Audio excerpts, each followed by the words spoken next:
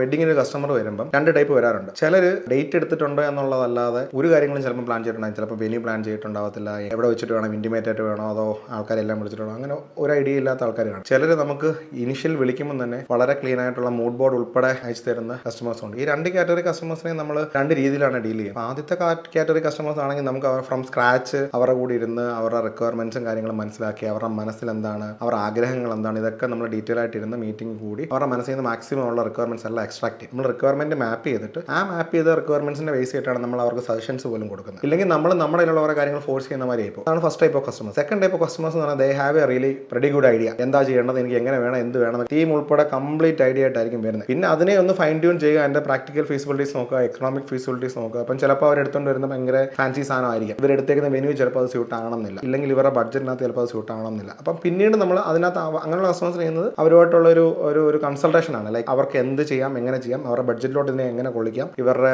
റിക്വയർമെന്റ്സുമായിട്ട് ഇതിനെ എങ്ങനെ മാച്ച് ചെയ്യാം എന്നുള്ള രീതിയിൽ നമ്മൾ അതിൻ്റെ ഒരു പ്രാക്ടിക്കൽ ഫീസിബിലിറ്റി, എക്കണോമിക് ഫീസിബിലിറ്റി എല്ലാം നടത്തി അവരോട് കാര്യങ്ങൾ പറഞ്ഞ് മനസ്സിലാക്കിയിട്ട് പിന്നെ അവിടെ നിന്ന് അങ്ങോട്ട് മുന്നോട്ട്. അപ്പോൾ അതിനകത്ത് ഒരു പരിധി വരെ നമുക്ക് അവർ പറയുന്ന രീതിയിൽ തന്നെ ചിലപ്പം പലപ്പോഴും ചെയ്യാൻ സാധിക്കാറുണ്ട്. പിന്നെ ചിലപ്പം മാറ്റങ്ങൾ വരുത്തേണ്ടി വരും.